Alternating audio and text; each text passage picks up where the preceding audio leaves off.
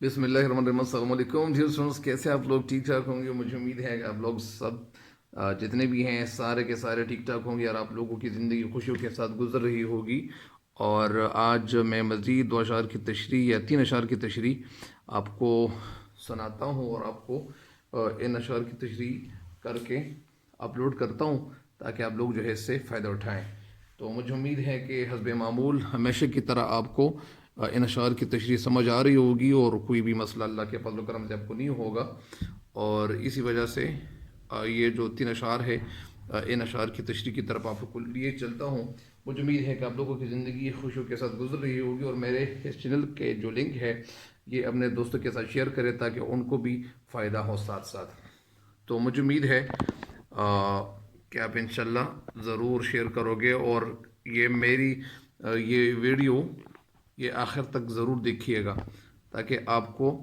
صحیح فائدہ ہو اور بھرپور فائدہ ہو۔ بہرحال یہ بسم اللہ الرحمن الرحیم یہ شعر ہے، 3 اشعار رہ گئے ہیں کہ آسان نظم ہے۔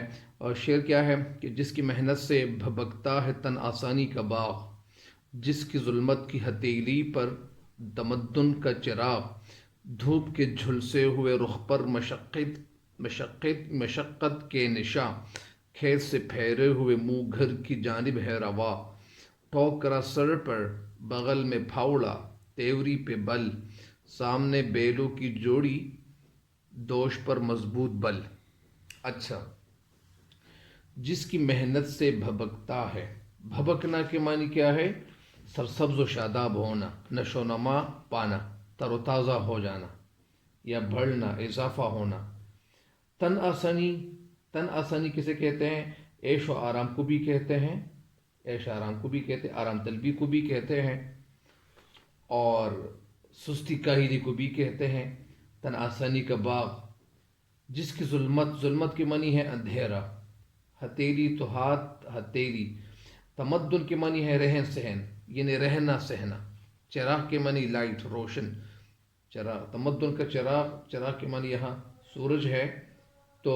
یہ جس کی محنت سے ہے۔ اچھا، تو اس کی نثر کچھ یوں ہے، اس شعر کی نثر کچھ یوں ہے کہ کسان جو ہے جس کی بازو کی قوت پر نازک پن کا انحصار ہے، یعنی جن کے بازو کی قوت پر نازک پن کا مطلب اس کا یہ ہے کہ جن کی بازو کی قوت سے کیا ہوتا ہے، وہ ان کی بازو کی قوت پہ سب کچھ انحصار ہے، سارا ڈیپینڈ کرتا ہے، اور اسی کی طاقت پر بادشاہ کا غرور اور شان و شوکت اور دیر پا قائم ہے۔ مطلب اس کا یہ ہے، شعر کا اس کا مفہوم کچھ یہ ہے کہ کسان کی محنت کی وجہ سے بادشاہ ہوتا ہے۔ اگر کسان محنت نہ کرتا تو کوئی بھی غرور نہ کرتا، اور کوئی بھی تکبر اور وہ تکبر پہ اڑے نہ رہتا، اور اسی وجہ سے یہ کسان ہی نہیں ہے کہ ان کی محنت کی وجہ سے یہ سارے لوگ یہ خوشیاں اور رنگ رنگیلیاں اور عیش و عشرت کی زندگی گزارتے ہیں۔ تو یہ شعر کی تشریح کی طرف چلتا ہوں تاکہ آپ کو یہ شعر کی تشریح سمجھ آ جائے۔ شاید اس شعر میں کہتے ہیں کہ کسان دن رات محنت کرتا ہے، مشقت کرتا ہے، اور اس کی محنت کی وجہ سے دنیا کے جو تن آسان ہیں، جو عیش و عشرت میں مبتلا لوگ ہیں، وہ مزے اٹھا رہے ہوتے ہیں، اپنی زندگی سے لطف اٹھا رہے ہوتے ہیں، مزے اٹھا رہے ہوتے ہیں۔ یعنی کسان کرتا ہے، کسان محنت کرتا ہے، کسان زمیندار کاشتکار محنت کرتا ہے، اور کھانا پینا اور کپڑا بہت سے تن آسان کو مل جاتا ہے۔ اس کا مطلب یہ ہے کہ کسان محنت کسان کرتا ہے، کہ محنت کسان یا زمیندار کرتا ہے، اور وہ کپڑا دوسرے لوگوں کو انہیں مل جاتا ہے۔ مطلب اس کا یہ ہے کہ جب کسان محنت کرتا ہے تو ظاہری بات ہے کہ گندم اور غلہ جب زیادہ ہوگا، اور یا اسی طرح کچھ کسان ایسے ہوتے ہیں کہ انہوں نے کپاس اور اسی طرح کچھ ایسی فصلیں انہوں نے اگائی ہوئی ہوتی ہے جن سے کپڑا بنایا جاتا ہے۔ تو اسی وجہ سے اس طرف اشارہ ہے کہ اگر کسان محنت نہ کرتا تو ان کو ایک وقت کی روٹی بھی میسر نہ آتی۔ یعنی اگر یہ کسان لوگ جو ہے اگر یہ محنت نہ کرتے تو ظاہری بات ہے کہ اگر کسان محنت نہ کرتے تو لوگوں تک رزق ملنا یا لوگوں کو روٹی ملنا، گندم ملنا، آٹا ملنا وہ مشکل ہو جاتا، اور ان لوگوں کا سارا ناز و نخرہ اور غرور وہ ختم ہو جاتا، خاک میں مل جاتا۔ یہ زمیندار ہی ہے، یہ کسان ہی ہے جو خود تو تاریکی میں رہتا ہے، خود تاریکیوں میں رہ کر زندگی گزارتا ہے، مگر جو رہن سہن ہے، جو تمدن اور تہذیب کے چراغوں کو اپنے خون سے روشن رکھتا ہے۔ مطلب اس کا یہ ہے کہ یہ کسان کرتا ہے، لیکن کسان کی محنت کی وجہ سے اور لوگوں کو یعنی آسان روزی وہ ان کو ملنا شروع ہو جاتی ہے، اور ان کو آسانی سے روزی ان کے ہاتھ آ جاتی ہے۔ اسی وجہ سے شعر کہتے ہیں کہ مگر تہذیب و تمدن کے جو چراغ ہے وہ اپنے خون سے یہ کسان روشن رکھتا ہے، اور زندگی کے جو طور طریقے ہیں، زندگی گزارنے کے جو طریقے ہیں، یہ اسی کسان کی وجہ سے یہ سب کچھ ممکن ہے۔ اگر کسان محنت نہ کرتا، کسان محنت کرنا چھوڑ دے، تو ظاہری بات ہے کہ لوگوں تک روٹی ملنا، لوگوں کو آٹا ملنا وہ مشکل ہو جائے گا، اور وہ لوگوں کو جب آٹا ملنا مشکل ہو جائے گا، لوگوں تک رسائی مشکل ہو جائے گی، تو ظاہری بات ہے کہ پھر کیا ہوگا،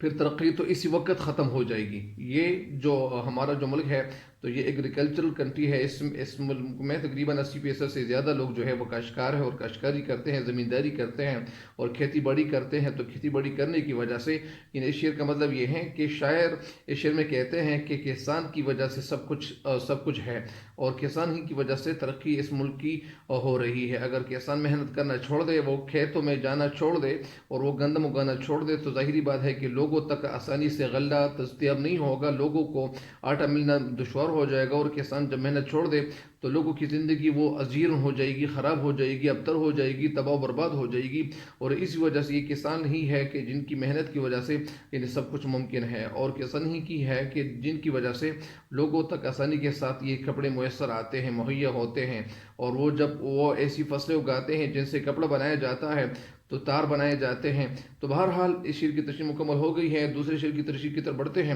دھوپ کے جھلسے ہوئے رخ پر مشقت کے نشاں، جھلسے ہوئے جو جلے ہوئے ہیں، رخ مطلب ماتھا، چہرہ، یہ دھوپ کے جھلسے ہوئے رخ پر مشقت کے نشاں، مشقت کے نشاں یعنی محنت کے نشان، یہ کسان کے چہرے پر وہ دھوپ سے جلا ہوا چہرہ، یعنی کسان کے چہرے کو دیکھ کر وہ ہمیں پتہ چلتا ہے کہ کسان کا چہرہ وہ دھوپ سے جلا ہوا ہوتا ہے۔ وہ جو روشنی ہوتی ہے سورج کی، تو سورج کی روشنی گرمی میں زیادہ تیز ہوتی ہے، اسی وجہ سے کسان کا جو چہرہ ہوتا ہے وہ دور سے دکھائی دیتا ہے کہ یہ چہرہ جلا ہوا ہوتا ہے، کالا نظر آ رہا ہوتا ہے۔ کھیت سے پھیرے ہوئے منہ گھر کی جانب ہے روا، اور کھیت سے پھیرے ہوئے یعنی یہ کسان جب رات کا وقت آ رہا ہوتا ہے، مغرب کے وقت کے نزدیک یہ منہ گھر کی جانب ہے روا، اور یہ مغرب کے نماز کے قریب یہ کیا کرتے ہیں، یعنی یہ اپنے گھر کی طرف چل پڑتے ہیں، اور گھر کی طرف رخ کر کے گھر چلا جاتا ہے۔ یعنی اس کا مطلب کچھ یوں ہے، اس کا مفہوم کچھ یوں ہے کہ کسان جو ہے، یعنی کسان بیچارہ دن کے وقت سخت گرمی کے باوجود کھیت میں کام کرتا ہے، تو ان کے چہرے پر جو سخت محنت اور مشقت کے نشانات ہوتے ہیں، اور پھر دن ختم ہونے کے قریب کھیت میں کام ختم کرنے کے بعد گھر کی طرف چل پڑتا ہے۔ یا یہ مطلب بھی ہے کہ کسان وہ عظیم ہستی ہے جس کے پاؤں کے نشان سے لوہے کا دل بھی نرم ہو جاتا ہے۔ بہرحال اس شعر کی اس کا مطلب تو میں نے آپ کو بتا دیا، لیکن اس شعر کی تشریح کی طرف بڑھتا ہوں۔ اس شعر میں شعر کہنا یہ چاہتے ہیں کہ کسان کی زندگی جو ہے وہ محنت سے بھرپور ہوتی ہے، مشقت کر رہا ہوتا ہے، وہ سردی کو دیکھتے ہیں، نہ گرمی کو دیکھتے ہیں، اور وہ نہ سردی گرمی کو خاطر میں وہ نہیں لاتے ہیں، اور وہ کام کرتے ہیں، محنت کرتے ہیں، گھر کا خرچہ چلاتا ہے۔ اس لیے سخت دھوپ اور گرمی کے باوجود اس کا چہرہ جو ہوتا ہے وہ کالا نظر آتا ہے، وہ چہرہ اس کا جھلسا ہوا ہوتا ہے، وہ کالا نظر آ رہا ہوتا ہے، لیکن وہ اپنی صحت کی پرواہ نہیں کرتے، اور وہ اپنی محنت جاری رکھتے ہیں۔ محنت اس لیے جاری رکھتے ہیں کہ وہ کہتے ہیں کہ میں اپنے بچوں کے لیے کپڑے خریدوں گا، اور زیادہ غلہ جب بیچوں گا تو غلہ جب زیادہ ہوگا تو وہ زیادہ غلے کی وجہ سے، اسی وجہ سے یہ کسان ہر وقت محنت کر رہے ہوتے تاکہ وہ اپنے بچوں کے لیے وہ کیا کرے، کپڑے خریدے اور ان کا پیٹ بھر دے۔ تو اسی وجہ سے شعر کی تشریح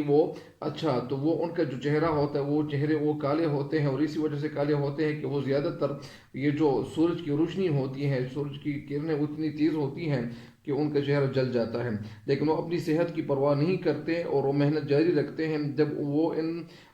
جب وہ دن بھر کام کر کے تھک جاتے ہیں اور وہ گھر کی طرف جا رہے ہوتے ہیں،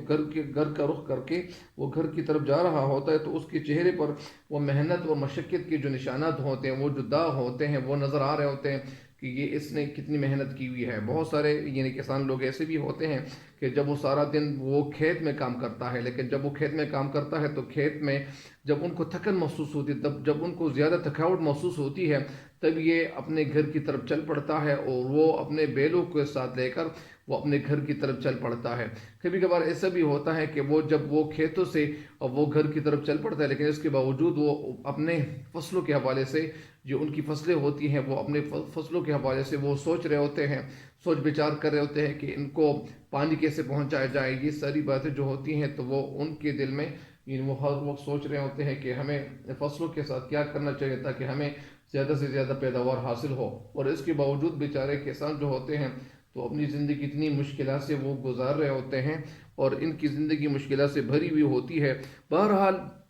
اس کے باوجود کسان کی جو زندگی ہے وہ بہت زیادہ مشکل ہوتی ہے، جیرن ہوتی ہیں، لیکن وہ اپنے وہ کبھی حوصلہ نہیں ہارتا۔ کسان کبھی حوصلہ نہیں ہارتا۔ حوصلہ اس لیے نہیں ہارتا کہ وہ کہتے ہیں کہ مجھے حوصلہ ہارنا نہیں چاہیے، اور وہ حوصلہ اس لیے نہیں ہارتا کہ وہ کہتے ہیں ان کو اللہ تعالیٰ پہ بڑا اعتماد ہوتا ہے۔ وہ اللہ تعالیٰ پہ ہر وقت ان کا بڑا اعتماد ہوتا ہے، اور اسی وجہ سے ان کی زندگی اعتماد کے ساتھ گزر رہی ہوتی ہے اور ان کو کسی چیز کا قلق نہیں ہوتا۔ وہ جب بھی ان کو جو بھی مسئلہ ہوتا ہے تو وہ اللہ تعالیٰ سے مانگ رہا ہوتا ہے۔ بہرحال اس شعر کی تشریح تو مکمل ہو گئی ہے۔